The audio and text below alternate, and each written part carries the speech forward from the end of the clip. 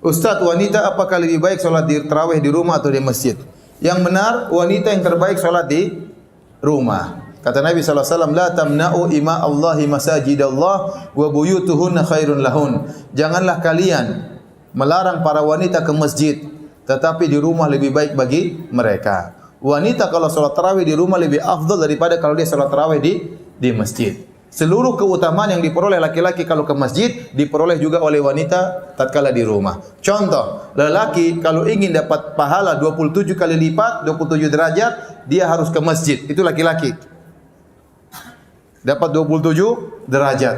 Tapi kalau wanita dia ke masjid, dia juga dapat 27 derajat. Ternyata di rumah lebih baik. Berarti kalau dia di rumah, dia juga dapat 27 derajat. Dan ini bentuk keringanan dan pemuliaan yang Allah berikan kepada para wanita. Lelaki kalau ingin 27 derajat harus ke masjid.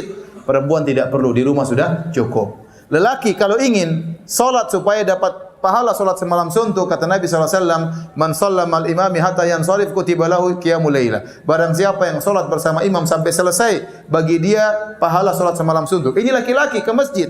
Perempuan di rumah dia dapat pahala semalam suntuk. Kenapa? Karena salat di rumahnya lebih baik daripada di masjidnya. Kenapa bisa demikian? Karena wanita memang dalam Islam hendaknya menjauh dari lelaki, menjauh dari pandangan para lelaki. Makanya di zaman Nabi SAW tatkala di masjid, Nabi berkata, khairu sufufir nisa akhiruha wa syarru sufufin nisa awaluha. Kata Nabi SAW, sebaik-baik safnya para wanita yang paling belakang. Kenapa yang paling jauh dari lelaki? Dan seburuk-buruk saf wanita dalam salat adalah yang paling depan, ya. Kenapa? Karena wanita memang sebaiknya tidak banyak menjadi pusat pandangan para lelaki. Oleh karenanya para ulama mengatakan bisa jadi wanita ingin sholat di masjid. Karena kalau dia sholat di rumah mungkin dia malas-malasan, hafalan Qur'annya tidak ada, ya. Hafalan cuma 3 qul, ya. Sekarang sudah 4 qul, ya. Qul huwallahu ahad, qul a'udzu birabbil falaq, qul a'udzu birabbin nas, plus qul ya ayyuhal kafirun. Ya. Setelah itu enggak ada lagi qul yang lain, enggak hafal, udah bosan Ustaz. Saya kasih saran, kalau seorang wanita tidak punya hafalan banyak, dia boleh sholat malam sambil baca Quran, enggak ada masalah. Sambil pegang mushaf, enggak ada masalah. Ini diperbolehkan oleh para ulama. Ustaz, tetap saja saya jadi malas, ngantuk aja kalau sholat di rumah. Ya udah ke masjid, enggak apa-apa. Enggak apa-apa. Meskipun di rumah lebih baik, tapi wanita dibolehkan sholat di masjid. Dengan syarat, tidak boleh berhias tatkala ke masjid. Tidak boleh pakai parfum tatkala ke masjid. Harus seadanya, yang wajar-wajar saja. Tidak boleh. Ya. Sampai sebagian ulama mengatakan wanita yang terkenal cantik tidak boleh ke masjid. Ya. Kenapa? Karena bisa mengganggu jamaah. Ya. Imamnya terganggu, berdebar-debar tatkala lewat wanita tersebut. Ya. Jamaah juga bisa terganggu. Jadi wanita yang terkenal cantik, masyhur ini cantik, sudah jangan ke masjid. Kalau dia ke masjid, dia berusaha pakai cadar supaya tidak dilihat oleh orang. Ya. Kalau yang pas-pasan wajahnya terserah, boleh.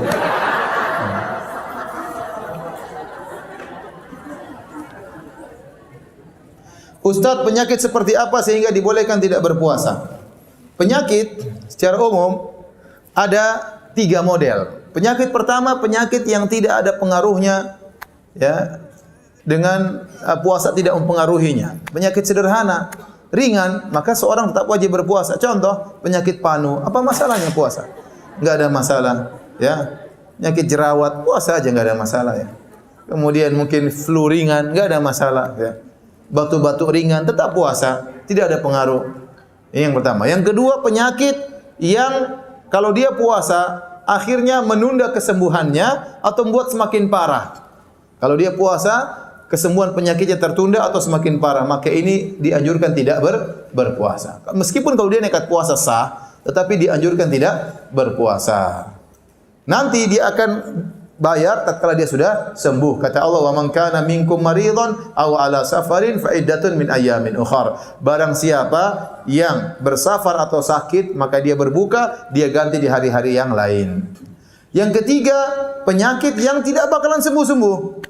Penyakit menahun, ada orang mungkin kena penyakit gula atau penyakit ginjal atau penyakit yang lainnya, dia tiap siang harus makan obat, tidak mungkin berhenti. Maka penyakit seperti ini dia tidak boleh puasa dan dia bayar fidyah.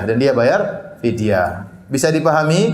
Jadi 3 penyakit. Pertama, penyakit yang puasa tidak mempengaruhi, ada masalah, puasa dia kuat-kuat aja, tetap dia wajib berpuasa. Yang kedua, penyakit kalau dia berpuasa penyakitnya tertunda kesembuhannya atau semakin parah, maka dia tidak usah puasa. Yang ketiga, penyakit yang menahun, maka dia tidak perlu mengqadha, dia cukup bayar fidyah.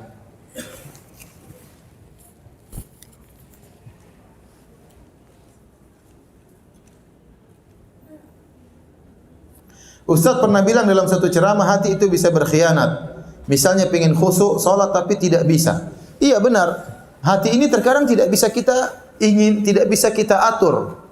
Ini contoh seorang yang misalnya ini banyak terjadi tatkala sakaratul maut. Hati ini kan namanya wi'a, tempat, wadah. Apa yang kita isi? Kita isi corong untuk mengisi hati itu pandangan, pendengaran dan ucapan. Apa yang kita lihat akan terbiaskan dalam hati kita. Itu yang kita pikirkan terus akhirnya. Apa yang kita dengar, seorang kalau suka nyanyi-nyanyi, itu yang ada dalam hatinya terus. Lalu dia sedikit-sedikit bunyi, nyanyi. Kenapa? Karena dia suka dengan nyanyian. Seorang yang sering dia ucapkan, kalau dia sering ucapkan sesuatu, terbias dalam hatinya. Kalau dia sering ingat Allah, hatinya terbias dengan zikir kepada Allah Subhanahu wa taala. Tapi kalau dia suka mencaci, maki dan yang lainnya, terbias dalam hatinya. Orang tiap hari kerjanya ngomongin bola, bola penuh dalam hatinya. Seperti itu. Jadi saya ulangi, hati itu wadah terisi dengan corongnya pandangan, pendengaran dan ucapan. Nah, terkadang ini sangat berbahaya. Kalau seorang hatinya penuh dengan misalnya maksiat atau nyanyian-nyanyian, kemudian tatkala sakaratul maut dia mengucapkan la ilaha illallah enggak bisa. Kenapa? Hatinya keluar yang biasanya kata orang kullu ina'in bima fihi yandah. Semua ceret itu yang dikeluarkan ya isinya. Isinya yang kalau kita tumpahkan ceret ya keluar isinya. Nah, kalau hati ini biasanya kita isi dengan maksiat, mau kita keluarkan la ilaha illallah enggak mampu. Enggak mampu. Ini sering terjadi. Betapa banyak orang lagi mau meninggal dunia ternyata dia berbicara sesuatu yang itu kebiasaannya. Kalau yang tukang judi ngomong judi sebelum meninggal dunia. Yang suka dangdutan sebelum meninggal dangdutan. Ya macam-macam orang. Ya. Waliyadzubillah. Maka contohnya tatkala hati kita isinya maksiat, kita mau sholat, kita mau khusyuk nggak bisa. Kita mau khusyuk, hati kita nggak mau. Kenapa? Karena dia berkhianat. Tidak mampu dia untuk ingat kepada Allah. Ya. Kenapa? Karena selama ini kita isi dengan hal yang tidak benar.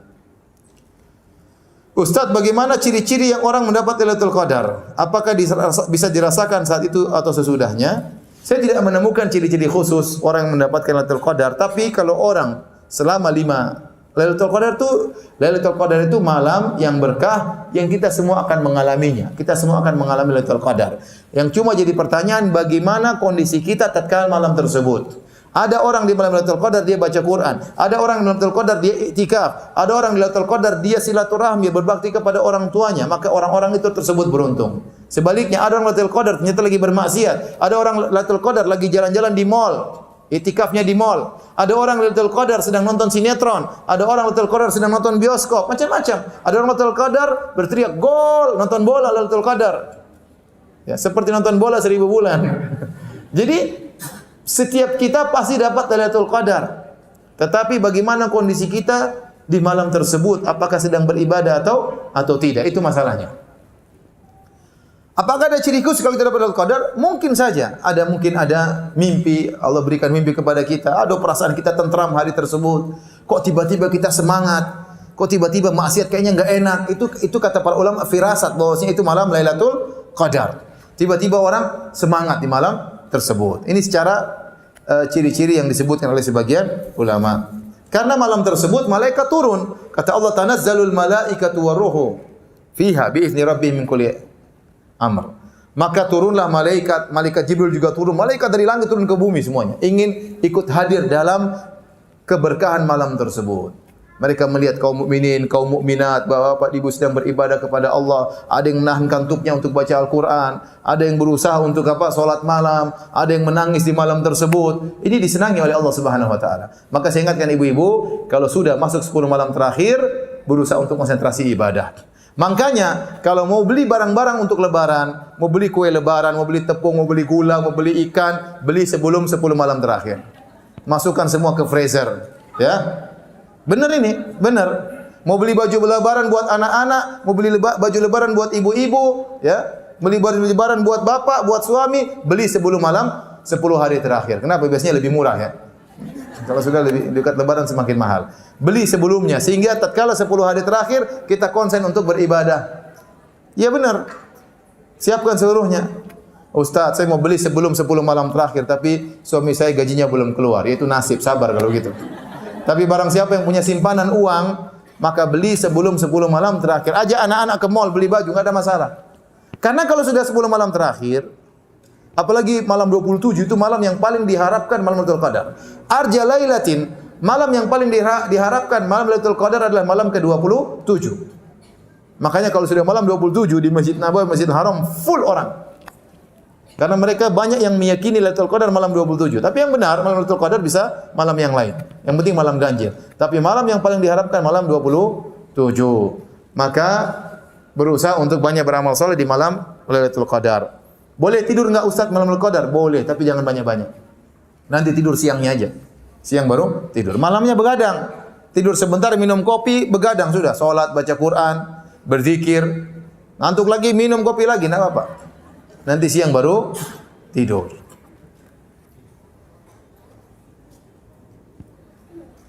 Wanita haid baca Quran melalui gadgetnya. Apakah boleh melanjutkan bacaan tilawahnya? Boleh, enggak ada masalah. Wanita, sebagian ibu-ibu punya rutinitas baca Quran. Ustaz, nanti pas tanggal 1 Ramadan saya sudah juz ke-12 Ustaz. Bagaimana? Apakah saya ulang dari awal? Enggak usah, lanjut saja. Lanjut, nanti ketemu lagi juz 12. Itu berarti khatam 1 kali. Paham? Tidak mesti ulang dari awal. Lanjut saja terus sampai juz 30, balik lagi dari juz 1 sampai juz 12. Maka sudah 1 juz. Kita baca Quran, yang penting baca Quran khatam. Bisa kita baca tatkala kita bersendirian, bisa kita baca tatkala dalam salat. Kita pingin niatkan salat malam di rumah, terutama ibu-ibu. Saya pingin salat malam di rumah sambil baca Quran, lanjutin bacaan saya. Boleh. Dia sambil salat baca Quran. 1 rakaat 2 halaman, 1 lembar dia baca. Allahu Akbar, Allahu Akbar. Rakaat kedua dia baca lagi 1 lembar.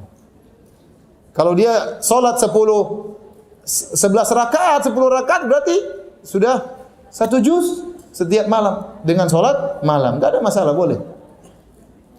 Ustaz, saya susah pegangnya, udah beli Quran besar, taruh depan apa? Depan. Dibuka. Itu banyak imam yang bikin seperti itu. Itu enggak apa-apa. Bagi ibu-ibu tidak jadi masalah. Ya. Karena dia ingin menghabiskan bacaan Qur'annya. Apabila seorang ibu hamil dan menyusui tidak melakukan puasa, apa wajib menggantinya dan apa harus dilakukan? Wanita yang hamil dan menyusui, ya, hukum asalnya mereka puasa. Tetapi kalau dikhawatirkan mereka jadi lemas atau dikhawatirkan janin dan anaknya, maka hendaknya mereka tidak berpuasa. Ada seorang wanita hamil mungkin dia kuat, tapi kalau dia puasa nanti janinnya bermasalah. Dokter bilang jangan berpuasa, sudah jangan puasa. Ada seorang wanita menyusui, mungkin dia kuat, tapi kalau dia menyusui akhirnya asupan susu pada anaknya sedikit, anaknya kasihan. Kita enggak boleh mendolimi anak kita, maka hendaknya dia berbuka, tidak usah puasa. Nah, kalau dia sudah tidak puasa, wanita hamil dan menyusui, nanti dia bayar utangnya, dia qadha di hari yang lain. Kalau dia mampu. Kalau dia tidak mampu mengqadha saking banyak utangnya, maka dia boleh bayar fidyah. Karena sebagian wanita memang utangnya banyak sekali, ya. Utang puasanya. Contoh sederhana, dia punya suami yang produktif, ya. Tahun ini dia hamil. Tahun depan dia menyusui. Tahun depannya lagi, tahun ketiga masih menyusui. Tahun keempat dia hamil lagi. Tahun kelima dia menyusui. Tahun keenam menyusui. Tahun ketujuh dia hamil lagi. Sebagian laki-laki tahun ke-8 besoknya hamil lagi. Ada seperti itu. Nanti nyusui anaknya 2 sekalian disusui. Intinya dia hamil, menyusui, hamil, menyusui, hamil, sampai 10 tahun dia tidak puasa. Akhirnya utangnya berapa? 300 hari. Gimana bayarnya Ustaz? Saya cicil Senin Kemis, capek juga Ustaz Senin Kemis. Ya udah bayar fidyah. Sebagian dicicil dengan diqadha, sebagian dibayar apa? Fidyah. Paham Ibu?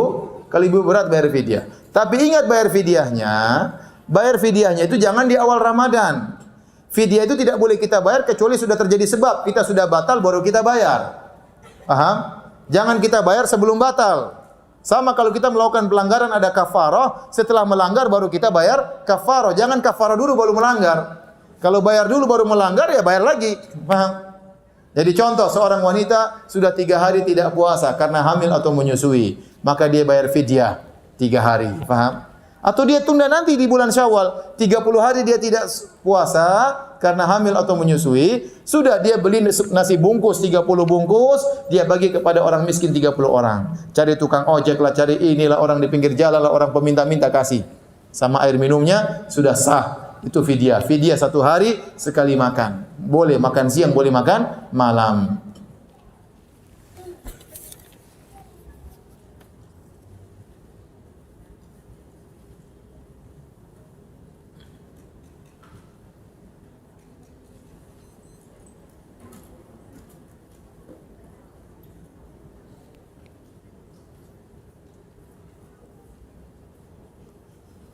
Ustaz, saya sempat mengalami sakit yang rasanya seperti mau meninggal. Sejak saat itu saya selalu ketakutan akan kematian, Ustaz. Sampai membayangkan rasanya sakaratul maut dan kehidupan setelah mati, bagaimana menanggulanginya? Cara menanggulanginya, kita banyak beribadah. Orang sudah beribadah semaksimal mungkin. Jangan berlebih-lebihan juga. Ingat, manusia, orang Islam itu punya aturan. Dia wanita, dia punya kewajiban berbakti kepada suaminya, dia punya kewajiban berbakti kepada orang tuanya, sisanya dia ngurus anak-anaknya, sisa waktunya dia baca Quran, dia sholat. Kalau dia sudah melakukan ini semua, kapan kematian mengambil dia, nggak ada masalah bagi dia. Nggak perlu takut. Kapan seorang takut dengan kematian? Tatkala dia bermaksiat baru dia takut. Tatkala dia suka ngomel sama suami, bahaya itu. Tahu-tahu lagi ngomel suami terus jantungan mati, lagi bentak-bentak suami, kan bahaya itu. Lagi marahan sama orang tua, banggang sama orang tua, tahu-tahu meninggal dunia, bahaya. Maka saya katakan, untuk menghilangkan perasaan seperti itu, kita memang harus takut dengan kematian. Tapi bukan sekedar takut saja tanpa kita hadapi, nggak ada faedahnya. Hanyalah was-was yang membuat setan buat kita sedih, akhirnya kita tidak beramal soleh. Nah, kita tahu kalau kita bakalan mati, ya sudah, kita beramal soleh. Beramal soleh luas, berbakti sama orang tua, berbakti sama suami, ngurusi anak-anak, itu semua amal soleh. Jangan sisa waktu baca Quran, sisa waktu sholat malam, sisa waktu sholat duha, sudah selesai. Meninggal ya meninggal, gak ada masalah, masuk surga langsung. Yang penting kita perbaiki diri kita.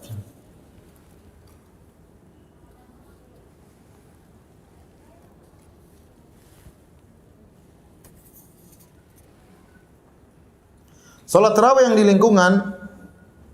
lingkungan ada yang 4-4-3, ada yang 2-2. Kita pilih mana Pak Ustaz?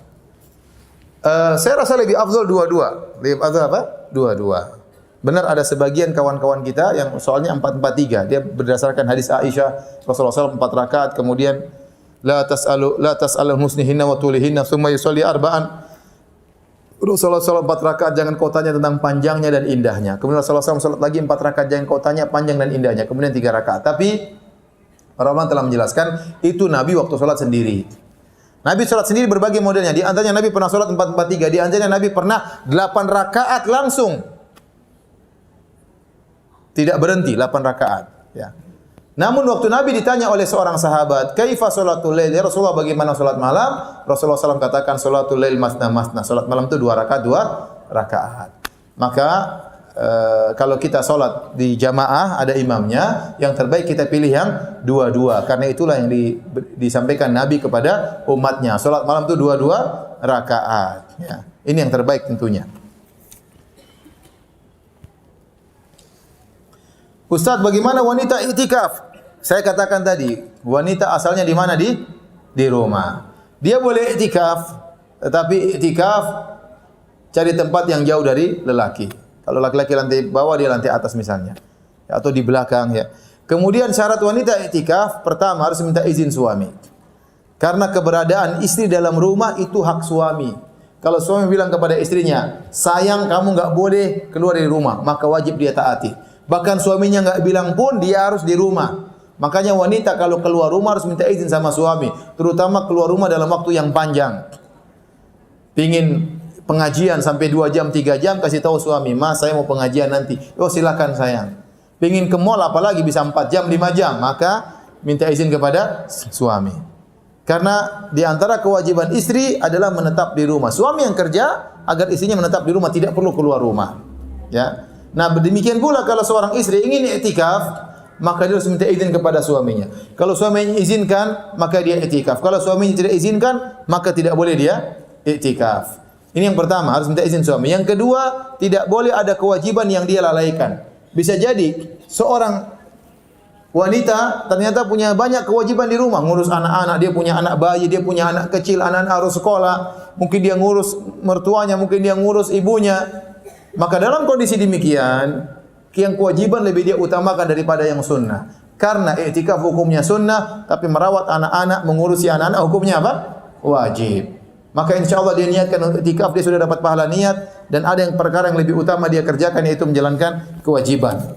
Tapi kalau seandainya ternyata suaminya sudah mengizinkan dan tugas-tugas sudah selesai, silakan i'tikaf. Terutama ibu-ibu yang sudah berusia lanjut, anak-anaknya sudah besar-besar semua, sudah pada nikah semua, di rumah cuma nongkrong diam-diam, mending i'tikaf sama suami, lebih baik.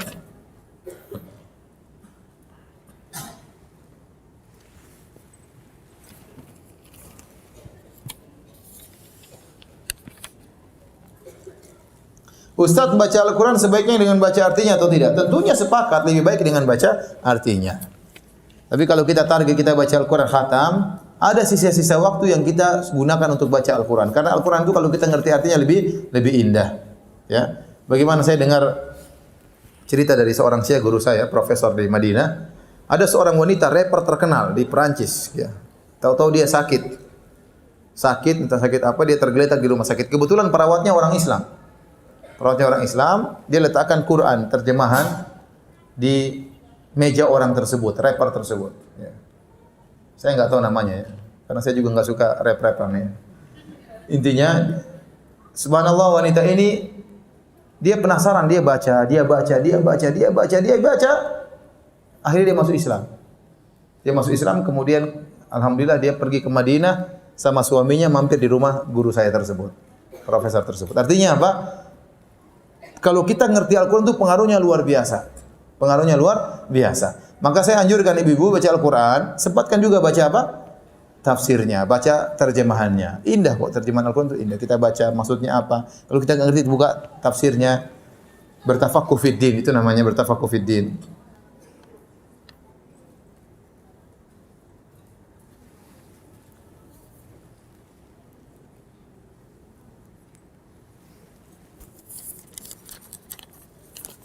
Banyak pertanyaan berulang ya, banyak.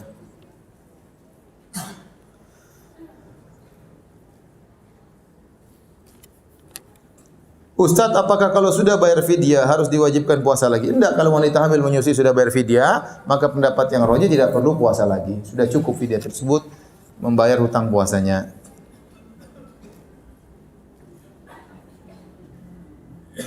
Sewaktu saya pulang kampung, salat tahajud, i'tikaf di masjid 10 hari terakhir dilakukan secara berjamaah. Bagaimana Ustaz? Enggak ada masalah. Seperti di Masjid Nabawi dan Masjid Haram, mereka tatkala 10 hari terakhir, mereka salat malam 2 ronde. Malam pertama 2 jam, 20 rakaat, mulai dari Ba'da Isya sampai sekitar jam 11 atau jam 10 setengah 11. Kemudian ronde kedua jam 1 sampai jam 3:4. Ronde pertama 20 rakaat, ronde kedua 13 rakaat. Sehingga 10 malam terakhir mereka sholatnya 33 rakaat totalnya. Jadi tidak mengapa kalau kita karena kita ingin habisin waktu untuk beribadah, sepakat sama jamaah di kampung, kita sholat yang ronde pertama sekian, 20 atau 11 atau 10, nanti kita bangun lagi malam hari, ya kita sholat lagi, enggak ada masalah, silakan. Ya, yang penting dikerjakan dengan baik dan tidak perlu ada keributan. Ustaz, bagaimana kalau bacaan Al-Quran belum bagus? Tidak apa-apa baca Al-Quran. Kata Nabi SAW, "Walladhi yaqra'ul Quran wa yatata'ta wa huwa syaqqun alaihi falahu ajran." Barang siapa yang baca Al-Quran terbata-bata dan kesusahan, bagi dia 2 pahala. Pahala berusaha dan pahala baca Quran. Maka saya nasihatkan kepada bapak-bapak dan ibu-ibu, mumpung bulan Ramadan, kalau ada majelis tahsin bagus, ngundang seorang ustazah untuk ngajar tajwid. Tajwid meskipun ya kalau bisa tajwid bisa setiap hari bagus, kalau enggak seminggu sekali. Kesempatan karena orang kalau tajwidnya bagus dia semangat baca Quran. Benar ini, pengaruh. Orang kalau tajwidnya bagus, ngucapin huruf dengan baik, makharijal hurufnya benar dot benar omongnya, ta benar omongnya, sin, shin benar omongnya, dzal, zai benar omongnya, maka dia akan semangat baca Quran. Tapi kalau baca Qurannya belepotan, agak sulit dia baca Quran. Akhirnya semangat dia baca Quran kurang. Kenapa? Tajwidnya kurang enak. Kalau dia baca Quran suaminya berhenti karena ganggu suaminya. Oleh karenanya Yang belum bisa baca Quran tetap baca Quran sambil belajar, ya, tetap dapat pahala luar biasa. Tapi kalau ada kesempatan baca Quran sama ustazah untuk mengajarkan, itu tentunya yang terbaik, terutama di bulan Ramadan.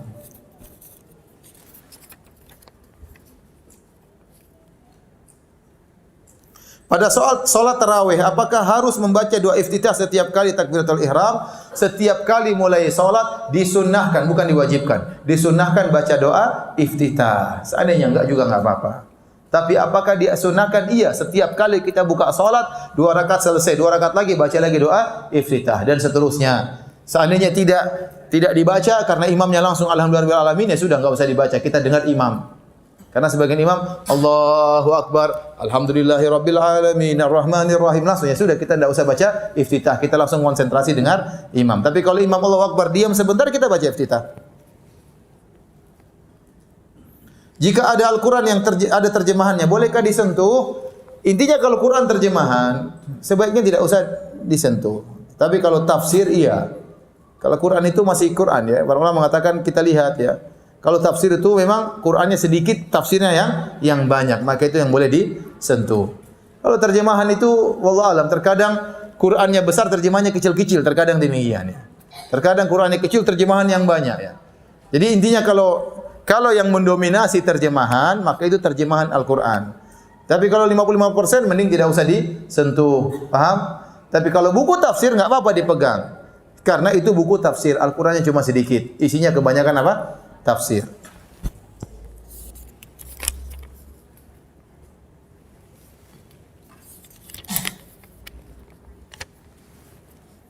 Ini banyak pertanyaan berulang-ulang yang sudah kita jawab. Sama ini, Pak Ustadz bilang wanita lebih baik sholat di rumah. Bagaimana pahalanya? Iya, pahalanya sama seperti laki-laki sholat berjamaah. Pahalanya sama seperti laki-laki sholat berjamaah. Saya tanya sama ibu dan bapak sekalian. Laki-laki kalau sholat berjamaah di masjid berapa derajat? 27 derajat. Kalau wanita sholat di masjid juga dapat enggak? Dapat. Karena hukum asal laki-laki sama perempuan sama. Jadi kalau perempuan ke masjid juga dapat 27 derajat. Ternyata kata Nabi di rumahnya lebih baik. Berarti di rumah pasti dapat juga 27 derajat. Paham atau tidak? Paham? Ya.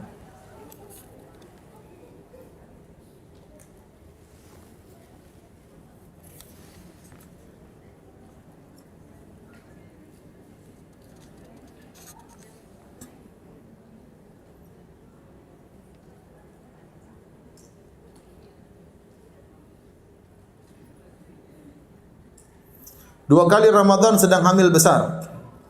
2 kali Ramadan sedang hamil besar. Berarti hamil berturut-turut 2 tahun. Sehingga memutuskan untuk tidak puasa. Sudah bayar fidyah. Apakah masih harus mengqadha? Enggak, kalau sudah bayar fidyah enggak usah mengqadha lagi.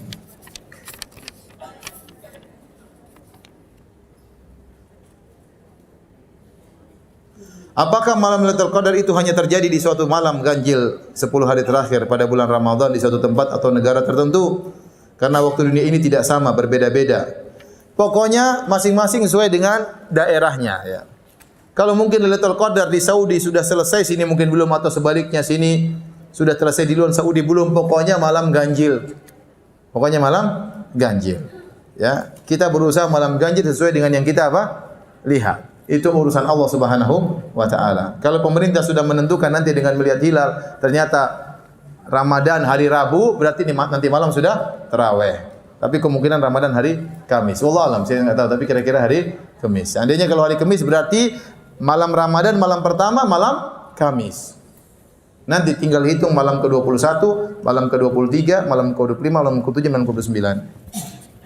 Ustaz, lebih afdal mana, hafalan atau tilawah? Tambah hafalan atau tilawah?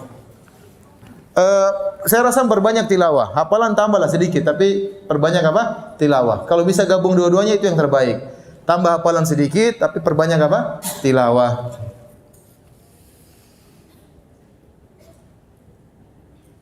Ustaz, bagaimana caranya agar kita fokus beribadah di bulan Ramadan? Tapi kami seorang pedagang kuliner. Ya udah, berdagangnya nanti pada asar. Jangan berdagang di pagi hari, apalagi jam 12 siang, orang lagi lapar-laparnya, haus-hausnya. Apalagi kemudian jual es tong, orang semua ngiler, ya, kasihan. Ya. Orang tergoda. Nanti akhirnya ada yang berbuka puasa, ada yang tergoda, kita menggoda orang berarti. Ya, jangan. Maka saya bilang kalau kita ingin jualan kuliner, ya jualan ba'da asar untuk persiapan orang berbuka, enggak ada masalah. Ustaz, boleh tidak wanita haid menghafal Al-Quran? Boleh. Baca Al-Quran boleh, menghafal Al-Quran juga boleh.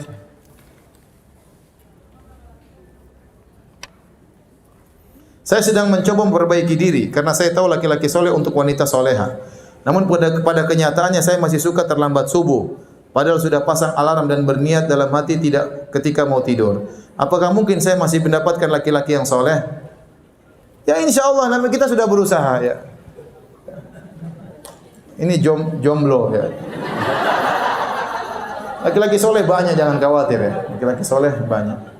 Tapi memang kenyataannya laki-laki soleh, laki-laki lebih sedikit daripada perempuan ya.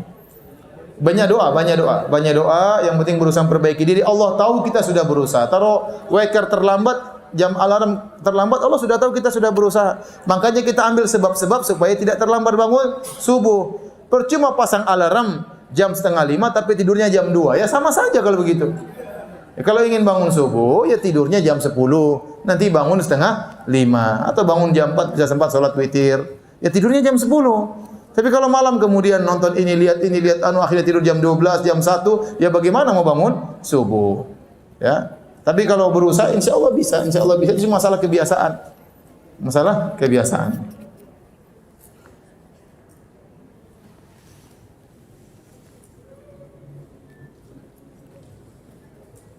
Ustaz, bisa tolong jelaskan cara salat tarawih Rasul? Yang saya tahu Rasul hanya salat tarawih di masjid 3 kali, selebihnya di rumah. Jika saya seperti itu, cuma tarawih 3 kali, selanjutnya di rumah gimana?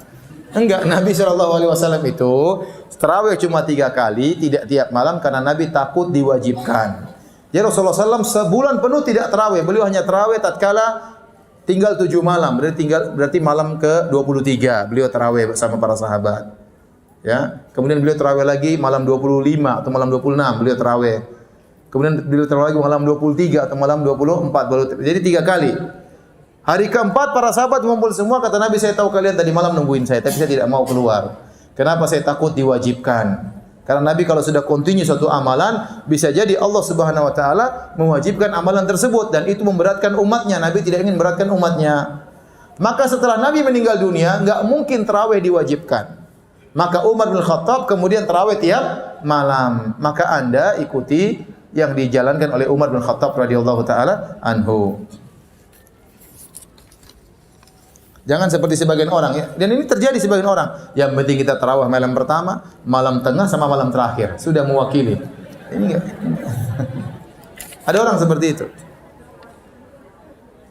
Dan saya ingatkan ya kepada ibu-ibu sekalian, nanti kalau tarawih berusaha cari imam yang baik. Perlu kerjasama dengan DKM masjid. Kalau ada imam yang bagus, sampaikan. Ini imamnya bagus, bacaannya tidak terlalu lambat, tidak terlalu cepat, dan insya Allah dalam satu rakaat juga tidak terlalu panjang. Karena masyarakat kita suruh baca seperti di model Madinah nggak kuat, capean.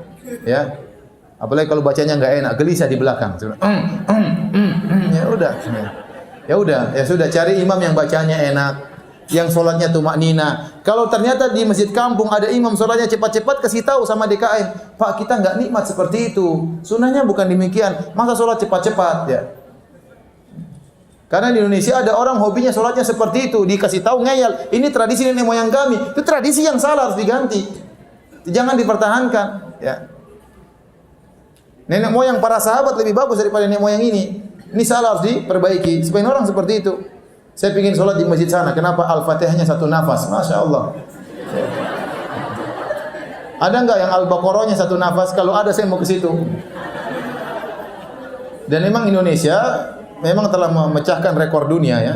Dari zaman sahabat sampai sekarang belum ada yang sholat 23 rakaat 7 menit kecuali orang Indonesia. Telah memecahkan rekor. Ini sholat tidak sah seperti ini. Sholat tidak sah.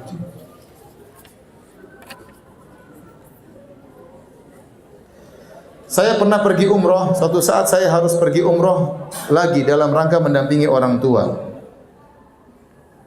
atau anak atau orang yang memerlukan saya. Apakah niat umrah itu yang tidak murni karena Allah, termasuk syirik dalam niat? Enggak, kita kan niat bukan untuk riya, kita berniat untuk menemani. Enggak apa bagus niatnya. Bagus, dapat pahala double malah. Pahala umrah, pahala nemani apa? Anak. Yang tidak boleh yang syirik itu kalau kita umrah untuk dipuji. Ya. Umrah sambil selfieannya disebarin di media sosial. Nah, itu yang kita khawatirkan apa? Riya. Ya. Tapi kalau kita niatkan untuk menemani suami, menemani ibu, menemani anak di kemudian hari, maka bagus. Ya. Dapat pahala double, pahala umrah sama pahala menemani kerabat. Kami senang menyetel TV dari Mekah saat tarawih. Ketika kami ingin ingin melakukan hubungan intim, apakah TV yang melantunkan ayat Al-Quran harus dimatikan? Saya rasa sebaiknya dimatikan. Saya rasa sebaiknya dimatikan.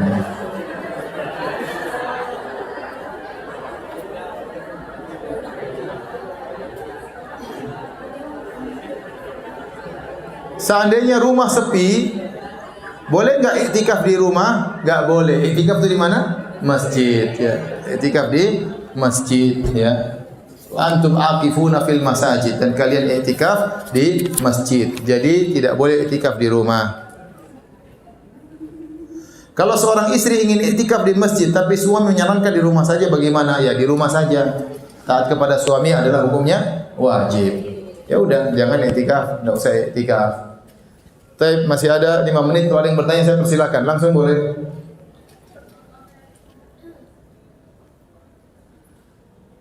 Masih ada yang bertanya? Kalau enggak selesai kita. Sudah enggak ada ya? Enggak ada ya? Silakan Pak. Ya.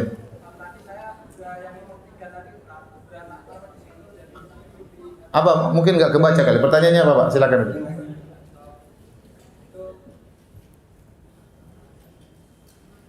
Langsung. Assalamualaikum warahmatullahi wabarakatuh. Waalaikumsalam warahmatullahi wabarakatuh. Itu pertanyaannya tentang kenapa kita diwajibkan puasa Ramadan selama 1 bulan. Jadi alasan apakah kita diperintahkan untuk puasa 1? Alhamdulillah bukan setahun Pak. Alhamdulillah bukan setahun, 1 bulan alhamdulillah. Itu alasannya.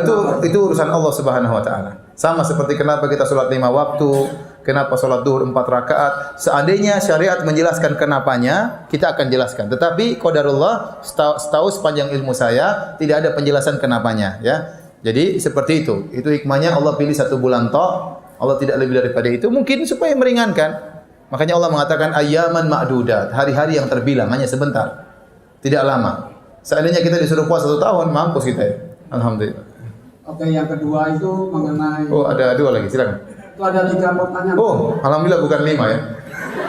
Silakan yang kedua. Yang kedua, jadi itu kan ada cerita bahwa ada seorang badui yang melaporkan mengenai hilal kepada Rasulullah. Terus? Dan pada saat itu Rasulullah setelah menanyakan atau menyumpah badui itu, memerintahkan kepada umat untuk melakukan puasa.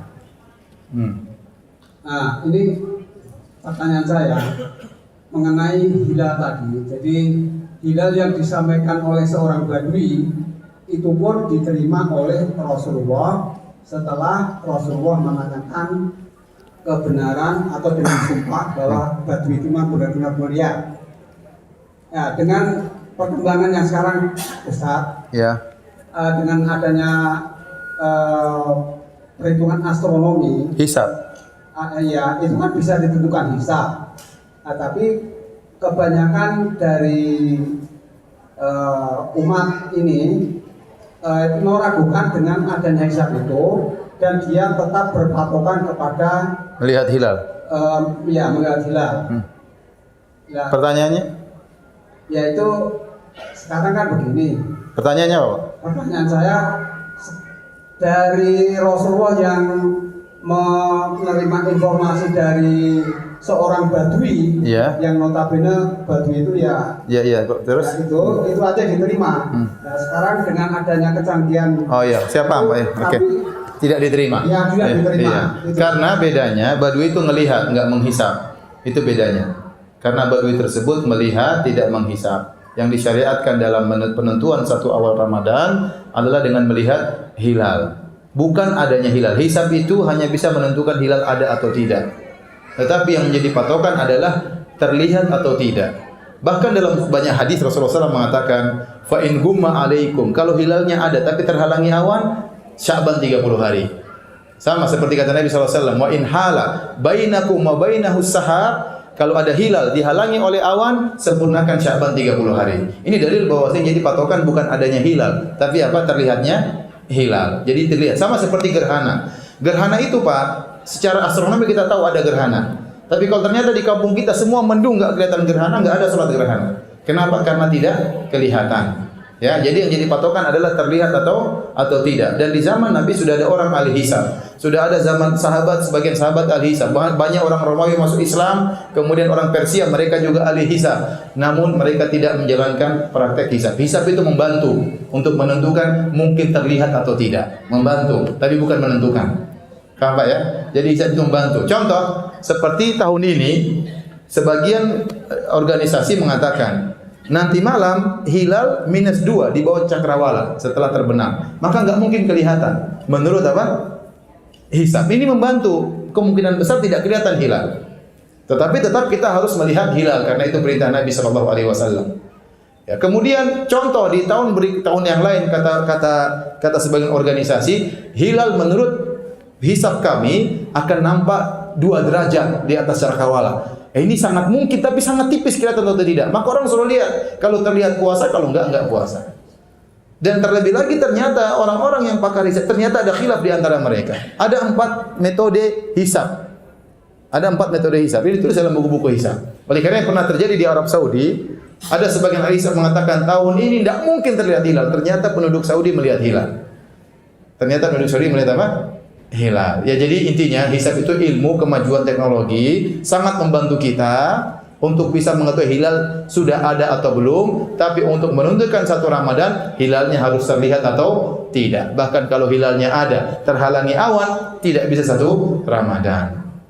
Baik, demikian saja kajian kita para hadirin yang Allah Subhanahu wa taala. Semoga bermanfaat. Semoga ibu-ibu semua semangat di bulan Ramadan, khatam Quran sekali atau 2 kali insyaallah taala, lebih taat kepada suami, berbakti kepada orang tua, ya, dan jangan banyak nonton sinetron. Demikian wabillahi taufiq wal hidayah. Assalamualaikum warahmatullahi wabarakatuh.